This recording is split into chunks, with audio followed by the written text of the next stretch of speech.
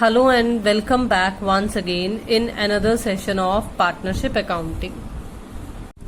आज हम partnership accounting का एक नया टॉपिक स्टार्ट करने वाले हैं जिसका नाम है रिटायरमेंट ऑफ अ पार्टनर। देखो, हमने अभी तक ये समझा है कि एक पार्टनरशिप फर्म को रिकॉन्स्टिट्यूट किया जा सकता है, मतलब पुनर्संगठन हो सकता है। किस तरीके से हो सकता है? अगर प्रॉफिट शेयरिंग रेशियो चेंज हो जाए एग्जिस्टिंग पार्टनर्स के बीच में, तो अगर कोई नया पार्टनर एडमिट कर लिया जाए, एडमिशन ऑफ न्यू पार्टनर हो जाए, तो हमारी जो एग्जिस्टिंग पार्टनरशिप फर्म होती है वो रिकॉन्स्टिट्यूट हो जाती है। मतलब क्या हो जाता है कि पुराना जो एग्रीमेंट है वो खत्म हो जाता है और नया एग्रीमेंट जो है वो एग्जिस्टेंस में आ जाता है, जिसमें नई profit sharing ratios and all that calculations की जाती हैं, जो हमने अभी अभी recently admission of a partner के केस में समझी हैं। देखो, अब हमारे पास जो रिकॉन्स्टिट्यूशन के अंडर ही कवर होने वाला एक और टॉपिक है वो है रिटायरमेंट। रिटायरमेंट वर्ड से आप फेमिलियर हो, आपको पता है कि रिटायरमेंट का मतलब क्या होता है। तो अगर हम टिपिकल हिंदी में बात करें तो दैट इज अवकाश ग्रहण। मतलब जब कोई पार्टनर, एग्जिस्टिंग पार्टनर छुट्टी ले लेता है, वो कहता है कि बस अब मैं और नहीं पार्टनरशिप फर्म को सर्व करूंगा, तो वो हम कहेंगे कि वो इंडिविजुअल, वो पार्टनर रिटायर हो रहा है। अब देखो, रिटायरमेंट जो है जब होती है तो क्या क्या होना चाहिए या क्या क्या हो सकता है। सबसे पहली बात तो ये है कि कोई भी पार्टनर अगर रिटायर होगा तो वो पहले नोटिस देगा एडवांस में, पहले। ठीक है, एडवांस का मतलब पहले। तो पहले वो नोटिस देगा कि मैं रिटायर होना चाहता हूं। उसके बाद as per the decision of the all the partners, जो वो पार्टनर है रिटायरिंग पार्टनर, उसे मतलब रिटायरमेंट दे दी जाएगी। उसके बाद देखो होगा क्या, बिल्कुल उसी तरीके से जैसे हमने एडमिशन के केस में पढ़ा था, ओल्ड पार्टनरशिप खत्म हो जाएगी। ठीक है, और नई पार्टनरशिप एग्जिस्टेंस में आ जाएगी जिसमें नई प्रॉफिट शेयरिंग रेशियो वगैरह होगी। फर्म पर इसका कोई भी असर नहीं पड़ेगा, partnership firm as it is continue करती रहेगी। अब देखो, एक रिटायरिंग पार्टनर को क्या क्या मिलता है। जैसे हमने एडमिशन के केस में पढ़ा था कि एक नया आने वाला पार्टनर क्या क्या चीजें लेकर आता है। जैसे वो कैपिटल लेकर आता है और अपने हिस्से की गुडविल लेकर आता है। बिल्कुल इसी तरीके से अब यहाँ पर है कि जो जा रहा है पार्टनर, उसे क्या क्या मिलेगा। उसे गुडविल में से शेयर मिलेगा। अब गुडविल की कैलकुलेशन वो सब बिल्कुल उसी तरीके से है जिस तरह से आपको change in profit sharing ratio के वक्त समझाई गई थी, जिसके लिंक्स आपको जब एडमिशन ऑफ अ पार्टनर समझाया गया है तब भी डिस्क्रिप्शंस में ऐड किए गए थे। तो यहाँ पर भी बिल्कुल ही उसी तरीके से हम साइड बाय साइड करेंगे कि वही अगर ना दिया हुआ हो क्वेश्चन में गुडविल, तो गुडविल की कैलकुलेशन या एवरेज प्रॉफिट्स के हिसाब से या सुपर प्रॉफिट मेथड के हिसाब से या फिर कैपिटलाइजेशन मेथड के हिसाब से, जो भी केस हो उसके अकॉर्डिंगली कैलकुलेट होगी। फिर उसमें से जो रिटायर हो रहा है पार्टनर, उसका शेयर निकलेगा। वो हम एट द एंड बाद में देखेंगे कि हमारे पास जब गुडविल की ट्रीटमेंट आएगी तो किस तरह से उसे ट्रीट करना है। बिल्कुल इसी तरीके से देखिए, रिटायरिंग पार्टनर को, जाने वाले पार्टनर को और किन चीजों में से हिस्सा मिल सकता है। उसे एक्यूमुलेटेड प्रॉफिट्स रिजर्व्स में से भी हिस्सा मिल सकता है। अगर कोई संचित लाभ है, अगर कोई संचित हानियां हैं या कोई संचय हैं, जैसे जनरल रिजर्व वगैरह हो गया, तो उसमें से भी उसे हिस्सा पाने का पूरा पूरा अधिकार है। बिल्कुल इसी तरीके से है जी, share in the revaluation of assets and liabilities. आपको पता है कि रीवैल्यूएशन अकाउंट किस तरह से बनाया जाता है, तो वही सेम कंसेप्ट रहेगा। बस हमने उस जाने वाले पार्टनर को, उस रिटायर होने वाले पार्टनर को भी उसका हिस्सा देना है। तो देखते हैं हमें आगे फर्दर और क्या बता रखा है। देखो, अमाउंट टू बी पेड या जो भी अमाउंट हम ड्यू निकालेंगे, जो रिटायरिंग पार्टनर को ये चीजें मिलनी चाहिए, या तो इसे इमीडिएटली ही उसे पे कर दिया जाता है, चाहे हम कैश के थ्रू करें चाहे हम बैंक के थ्रू करें, या फिर इसे ट्रांसफर कर दिया जाता है पार्टनर के लोन अकाउंट में। मतलब जो रिटायर हो रहा है ना उसी के नाम का लोन अकाउंट ओपन कर दिया जाता है।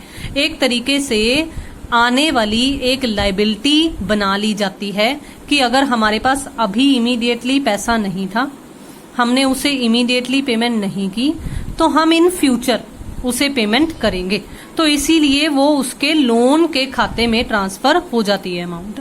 ठीक है, अब देखो, अब हम समझेंगे कि कौन कौन सी अकाउंटिंग ट्रीटमेंट्स करने की जरूरत पड़ती है in case of the retirement. सबसे पहले देखो, एडमिशन के टाइम हमने क्या सीखा था? एडमिशन के टाइम भी हमने यही सीखा था ना कि न्यू प्रॉफिट शेयरिंग रेशो निकलेगी। तो यहां पर भी हमारे पास जो सबसे पहला पॉइंट है वो यही है कि एक न्यू प्रॉफिट शेयरिंग रेशो हमें निकालनी पड़ेगी।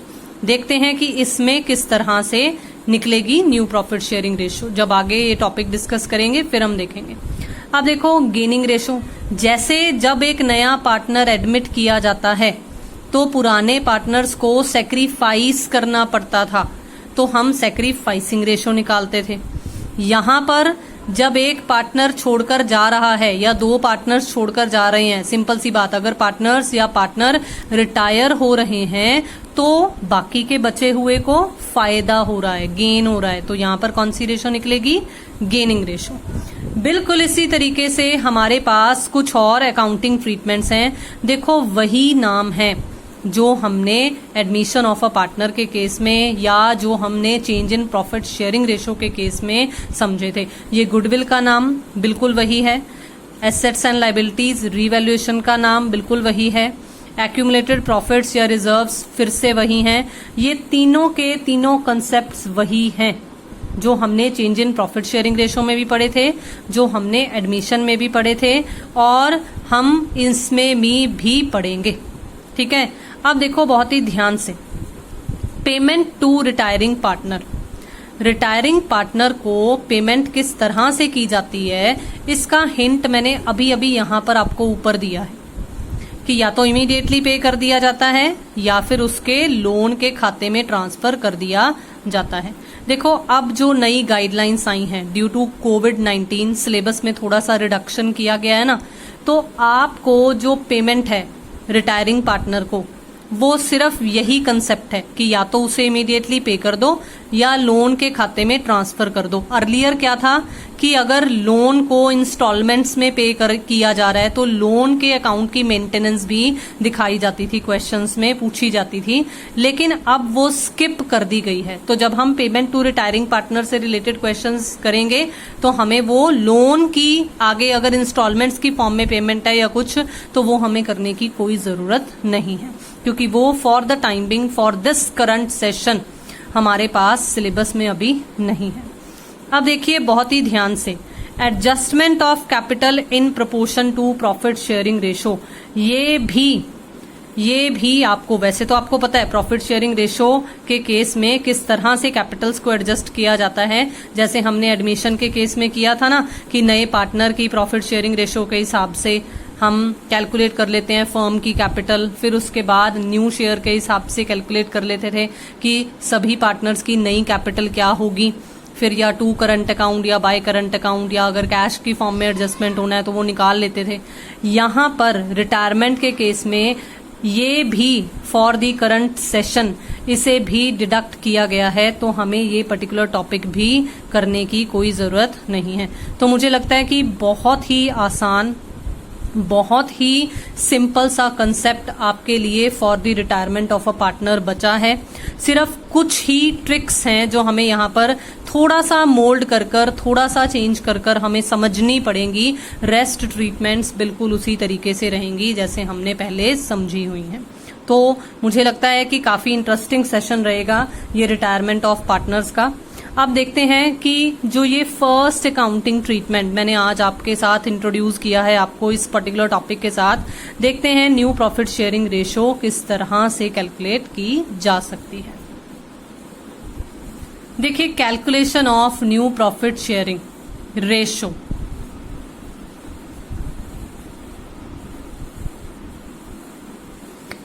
When new share of the remaining partners is not given, then their old share is suppose to be their new share. देखो बहुत ही आसान सा और बहुत ही सिंपल सा क्वेश्चन होता है ये, बहुत ही सिंपल सा ये पॉइंट है। अगर आपको बचे हुए पार्टनर्स की नया शेयर ना दिया हुआ हो तो न्यू प्रॉफिट शेयरिंग रेशो किस तरह से कैलकुलेट की जाएगी, मतलब एग्जाम्पल की फॉर्म में समझेंगे। अगर आपको पुराने जितने पार्टनर्स थे, मतलब पहले की जो पोजीशन थी उसके अकॉर्डिंगली आपको ओल्ड रेशो दी हुई हो, और आपको जो पार्टनर रिटायर हो रहा है सिर्फ उसके बारे में बताया गया हो कि भाई वो रिटायर हो रहा है, इन दो बातों के अलावा अगर आपको कुछ और ना दिया हुआ हो तो जो न्यू शेयर होता है वो किस तरह से निकलता है, जो पार्टनर रिटायर हो रहा है उसका शेयर छोड़ दो, बाकी के जो रिमेनिंग पार्टनर्स हैं उनका शेयर उठा लो, तो ऑटोमेटिकली हो जाता है कि वो अपने ओल्ड शेयर को ही अपना न्यू शेयर बना रहे हैं, तो वो उनकी न्यू रेशो बन जाती है। तो जब बचे हुए साझेदारों का नया हिस्सा न दिया हुआ हो तो उनका पुराना हिस्सा ही नया हिस्सा मान लिया जाता है, तो वही उनकी न्यू रेशो बन जाती है। मुझे उम्मीद है कि ये सिंपल सी कैलकुलेशन का कंसेप्ट जो है वो आपको समझ में आ गया होगा। अब देखते हैं एक और कंसेप्ट। देखो मैंने आपको समझाया है अभी अभी कि जब हमने एडमिशन के केस में पढ़ा था तो उस वक्त पार्टनर्स सेक्रीफाइस करते थे या अपना हिस्सा सरेंडर कर रहे थे, ठीक है। लेकिन यहाँ पर क्या हो सकता है, यहाँ पर सरेंडर करने की बजाय, यहाँ पर त्याग करने की बजाय उन्हें लाभ होगा।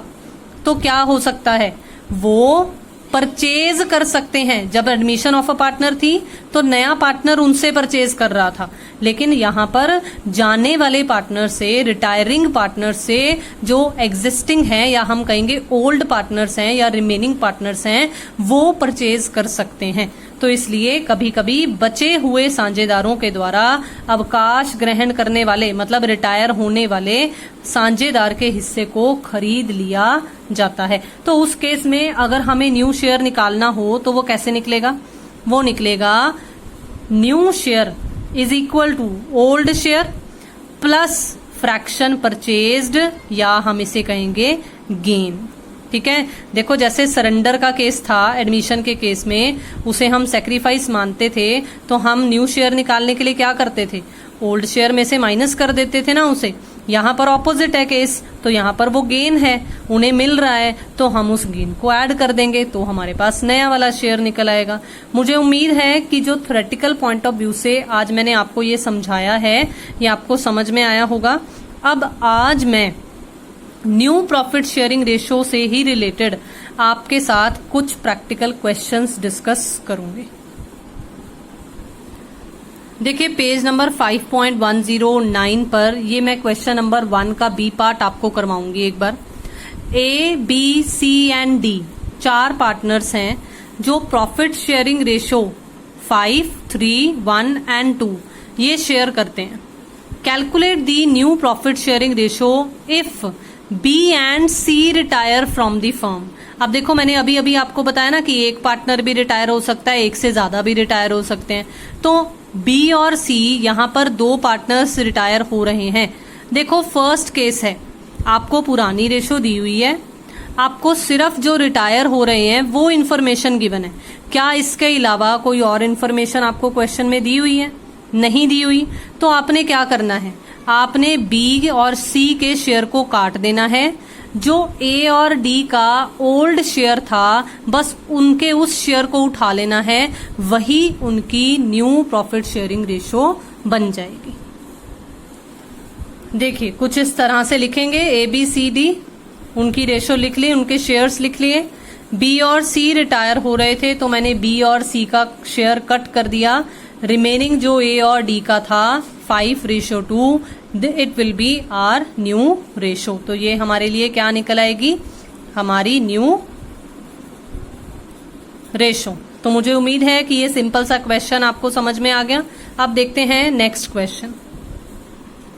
देखिए नेक्स्ट है X, Y and Z are partners sharing profits in the ratio of 2/3 ratio 1/4 ratio 1/12। देखो इस बार आपको जो ये रेशो दे रखी है ओल्ड वाली, वो एक फ्रैक्शंस की फॉर्म में दी हुई है। ठीक है, हमने क्या कैलकुलेट करना है, हमने न्यू रेशो कैलकुलेट करनी है। अगर x रिटायर हो जाता है तो x कौन से नंबर वाला है, फर्स्ट नंबर वाला। इसका मतलब हमने जो न्यू रेशियो कैलकुलेट करनी है वो y और z के पॉइंट ऑफ व्यू से कैलकुलेट करनी है। तो देखते हैं कि इसे किस तरह से अटेम्प्ट किया जाएगा।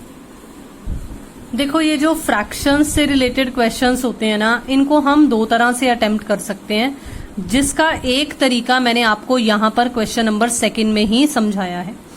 आपने क्या करना है, जो रेशो आपको फ्रैक्शंस की फॉर्म में दी हुई थी ओल्ड रेशो, एलसीएम लेकर सॉल्व कर लीजिए, मतलब डिनोमिनेटर सेम कर लीजिए।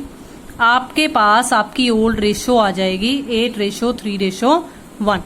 अब देखो अब कौन रिटायर हुआ था, x, तो मैंने x का कट कर दिया, y और z का 3:1 बचता है, and this will be our new ratio. तो मुझे उम्मीद है कि ये एक तरीका आपको समझ में आ गया। अब हम देखते हैं नेक्स्ट क्वेश्चन। मैं आपको क्वेश्चंस की फॉर्म में ही इसका सेकंड तरीका जो हम सॉल्व करने के लिए यूज कर सकते हैं वो आपको बताऊंगी जरूर, लेकिन अभी हम फिलहाल क्वेश्चन नंबर 4 देखते हैं कि उस क्वेश्चन नंबर 4 में हमें क्या बता रखा है।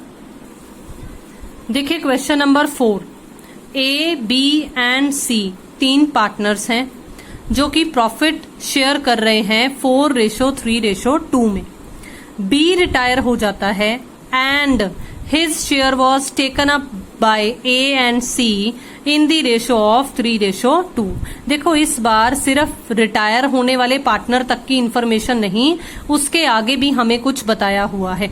इसका मतलब इस क्वेश्चन में अब हमारा वो सेकंड केस लग रहा है जिसमें या तो नए पुराने पार्टनर्स के द्वारा खरीदा हुआ कुछ शेयर दिया हुआ हो, या हमें एक पर्टिकुलर रेशो जिसमें उन्होंने खरीदा है, टेकन अप किया है, वो दिया हुआ है। तो देखते हैं इस क्वेश्चन को किस तरह से सॉल्व किया जाएगा और न्यू रेशो कैलकुलेट की जाएगी। मैं आपसे जरूर रिक्वेस्ट करना चाहूंगी कि ये आंसर्स जरूर आप साथ में चेक कर लिया कीजिए या नोट कर लिया कीजिए, ताकि आपको वेरिफिकेशन हो जाए कि हाँ जी हमारा क्वेश्चन सही है।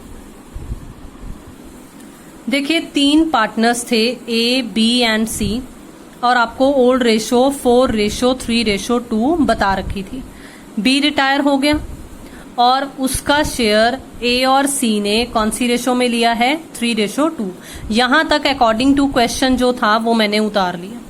अब देखो A ने कितना परचेज किया, A ने B के शेयर का 3/5 लिया, क्योंकि 3:2 है तो 3, और हम डिनोमिनेटर में क्या लिखते हैं, समेशन, तो 3 + 2 5। बिल्कुल इसी तरीके से B का शेयर कितना था जिसको A ने खरीद लिया, B का शेयर था 3 प्लस करेंगे 9, तो 3/9 मल्टीप्लाई बाय 3/5 ये A ने परचेज किया।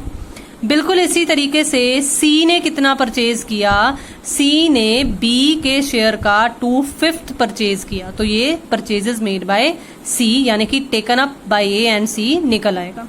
अब देखो मैंने अभी अभी थ्योरेटिकल पॉइंट ऑफ व्यू से आपको क्या समझाया था कि ये क्या है, ये गेन है। गेन को क्या करते हैं जब न्यू रेशो कैलकुलेट करनी हो, ये देखो अभी अभी ये भी आपको समझाया गया है कि जब नया शेयर निकालना है तो ओल्ड शेयर में गेन को ऐड कर दिया जाता है, सेक्रीफाइस माइनस हो जाता है, गेन ऐड हो जाता है। तो मैंने जिसका जितना गेन है उसके ओल्ड शेयर में मैंने ऐड कर दिया। A का ओल्ड शेयर था 4/9, तो 4/9 में A का 9/45 गेन ऐड कर दिया। बिल्कुल इसी तरीके से मैंने ये B के साथ भी कर लिया कि B के ओल्ड शेयर में मैंने B का गेन ऐड कर दिया। तो यू कैन चेक कि हमारी जो न्यू रेशो है वो बिल्कुल वही आ रही है जो हमें क्वेश्चन में दी हुई थी, आंसर में हिंट में दी हुई थी 29:16। तो मुझे उम्मीद है कि ये पर्टिकुलर क्वेश्चन भी समझ में आ गया आपको।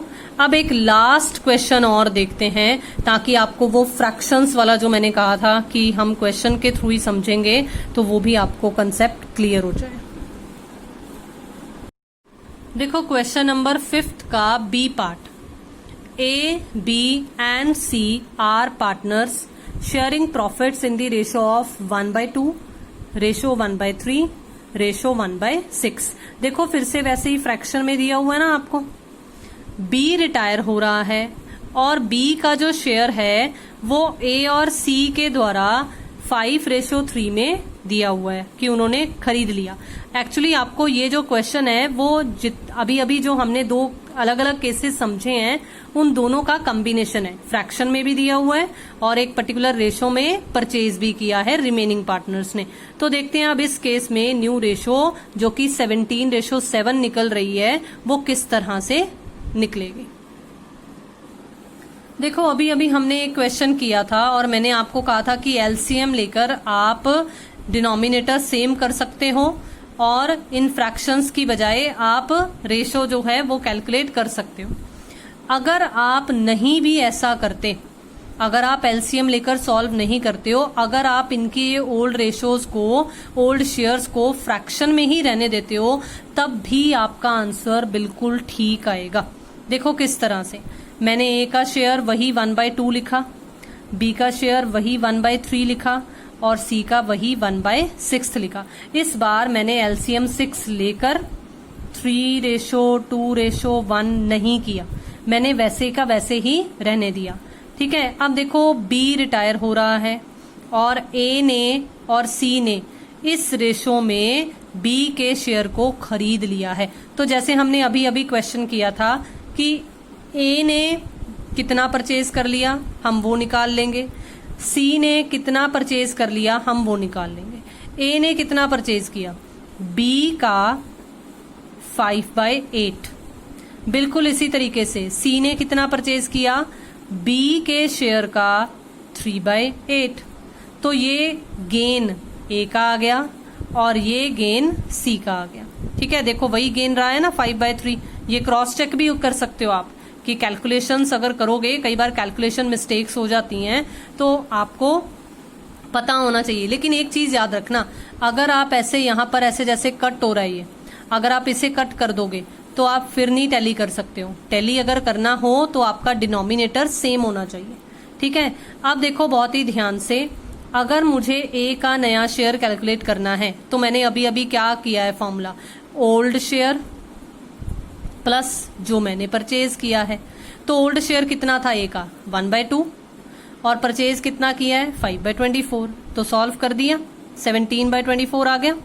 बिल्कुल इसी तरीके से अगर मैं सी का नया शेयर कैलकुलेट करूंगी तो देखो सी का ओल्ड शेयर कितना था 1/6, सी का कितना परचेज था 3/24। इसे सॉल्व करेंगे तो 7/24 आ रहा है। और देखो बिल्कुल उसी तरीके से 17:7 हमारी न्यू रेशो निकल रही है। तो मुझे उम्मीद है कि आज जितना टॉपिक मैंने आपको रिटायरमेंट ऑफ अ पार्टनर से रिलेटेड समझाया है वो सारा का सारा टॉपिक, नई रेशो जितना अभी तक समझाया कैलकुलेट करने के तरीके, वो आपको समझ में आए होंगे। जल्दी से चैनल को सब्सक्राइब कर लीजिए अगर आपने अभी तक चैनल को सब्सक्राइब नहीं किया है। शेयर कीजिए वीडियोस को, लाइक कीजिए वीडियोस को। Thank you so much for watching. Do comments also and have a nice day.